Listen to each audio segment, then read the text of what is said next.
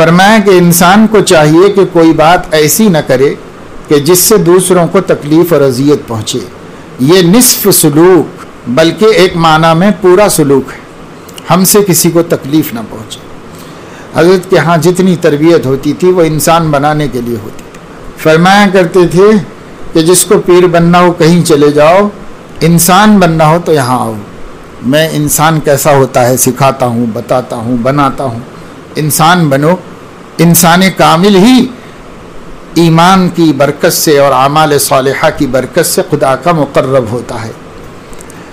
اور آدمی میں انسانیت نہ ہو اور اعمال ہوں اور مجاہدات ہوں اور ریاضات ہوں، یہ قرب الہی کا وسیلہ نہیں بنتی. ایک ایک مخلوق کی اذیت اس کو بجائے بلندی پر جانے کے گڑھے میں گلاتی رہتی ہے مذلت کے. اس لیے انسانیت پہلی چیز، انسانیت کا بڑا خیال دھیان رکھنا چاہیے. اس لیے حضرت فرماتے تھے کہ بھائی ایسی زندگی گزارنا سیکھ لو کہ کسی کو تکلیف نہ ہو.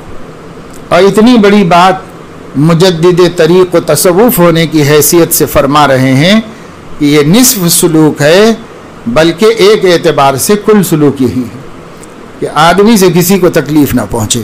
ایسے زندگی گزارو، کسی کو تکلیف نہ دو.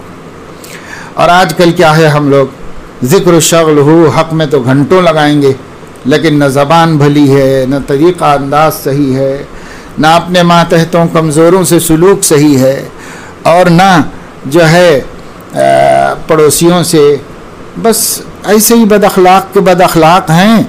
اور ذکر و سلوک و صورت و شکل سے سمجھ رہے ہیں کہ یہ بڑی ولایت ہے اور بڑے اعلیٰ مراتب پر ہم پہنچ گئے، یہ سمجھ رہے ہیں.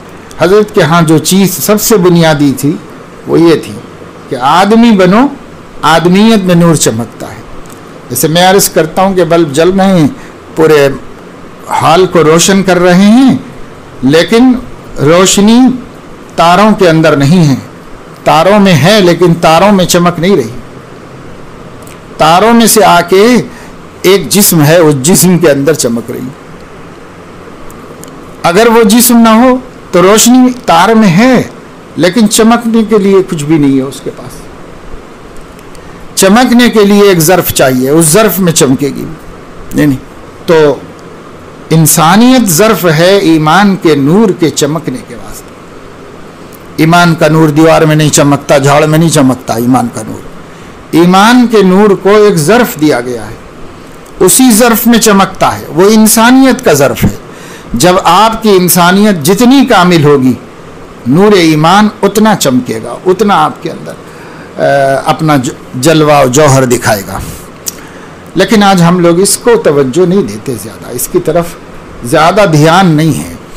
صوفیہ کو، سالکین کو بھی عموماً اس کی طرف دھیان نہیں. اب دھیان نہ ہونے کی وجہ معلومات نہ ہونا ہے.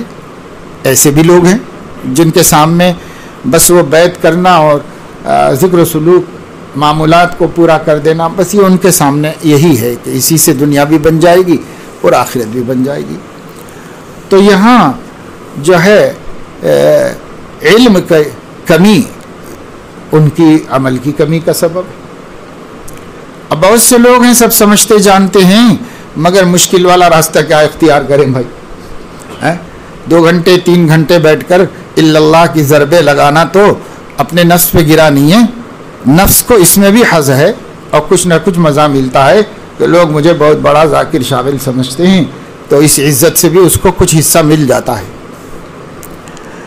لیکن گناہوں کو چھوڑنا، اخلاق کو درست کرنا کس کو دکھتا ہے؟ اللہ کو نظر آتا ہے. یہ بڑا مجاہدہ ہے. تو نفس اس مجاہدے سے گھبراتا ہے. تو نفس پہلے کوشش یہ کرے گا کہ یہ آدمی سلوک میں ترقی ہی نہ کرے بلکہ قدم ہی نہ رکھے، اس کی کوشش کرے گا. لیکن اگر رکھ دیا آپ نے قدم، عزم پختہ ہو، ارادہ مضبوط ہو، تو اب وہ دوسرا پینترا پڑے. وہ یہ کرے گا کہ مقاصد سے ہٹا دے گا اور جو چیزیں غیر مقصود ہیں اس کو اہمیت دے کے اس کے سامنے رکھ دے گا. اب وہ بیچارہ اسی میں اپنا مجاہدہ کر رہا، ریاضت کر رہا، مشقتیں کر رہا، مخلص ضرور ہے لیکن محنت غلط کر رہا ہے. تو خلوص کے ساتھ غلط کام نفع تو نہیں دیتا. جہاں اخلاص مفید ہے اسی کام کے لیے جو کام صحیح ہو، اسی میں اخلاص معتبر ہے، غلط میں اخلاص کیا اعتبار کرے گا؟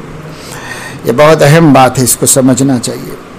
آج کل جس چیز کا نام خلق ہے اور جس چیز کو حضور علیہ السلام نے بطور خاص مسلمانوں کو سکھایا، اور جن خلق محمدی کی بدولت صحابہ اسلام کا نور لے کر سارے عالم میں پھیلے، وہ اس کی طرف ہم بہت کم دھیان دیتے ہیں، اس کی طرف توجہ نہیں دیتے۔ صحابہ کرام کی کثرت عبادت و کثرت ذکر و شغل سے لوگوں کے قلوب نرم نہیں پڑے۔ صحابہ کرام کے خلق کریم نے لوگوں کے قلوب کو نرم کر دیا اور اسلام کی طرف مائل کر دیا، جھکا دیا۔ حضور علیہ السلام کی بھی رات رات بھر عبادت کرتے تھے، اس عبادت کو دیکھ کے کوئی مسلمان نہیں ہوا، وہ تو اللہ سے اپنا قرب بڑھانے کے لیے کرتے تھے۔ لیکن حضور علیہ السلام کے حسن معاملت و معاشرت سے ہزاروں لوگ اسلام میں داخل ہوئے۔ آپ کے معاملات، آپ کی معاشرت لوگوں کے ساتھ کیسی تھی، اسے دیکھ کر، کیونکہ ایک انسان انسانیت ہی کو زیادہ سمجھ سکتا ہے۔ جب مسلمان ہو جائے گا تو اسلام کو سمجھ سکے گا۔ ابھی مسلمان نہیں ہے، انسان ہے، تو وہ انسانیت کی کسوٹی پر دیکھے گا۔ جیسے پہلوان نے کہہ دیا تھا حضور علیہ السلام سے کہ وہ میں اور تو کچھ جانتا نہیں، پہلوان ہوں، آپ اپنی پہلوانی بتا دے تو مانوں کہ نبی ہیں آپ، ایسے تھوڑی مانوں، جو میرے پاس دلیل ہے وہی دلیل بتائیے۔ تو اس کو حضور علیہ السلام نے پچھاڑا اور دلیل بتائی، تب مان لیا۔ اب اس کو 1000 آیتیں سناتے تو اس کو کیا سمجھ میں آتا، اس کی لائن ہی الگ ہے، اس کی لائن سے وہ آیا۔ حضور علیہ السلام نے بھی اللہ کی مدد ہوئی، اللہ کی مدد سے اس کو قائل کر دیا، قائل ہوا تو پھر گھائل ہوا، اور پھر آپ کی بات مان لی اس نے۔ فرمایا کہ کیا کوئی کسی بات پر ناز کرے، کیا کوئی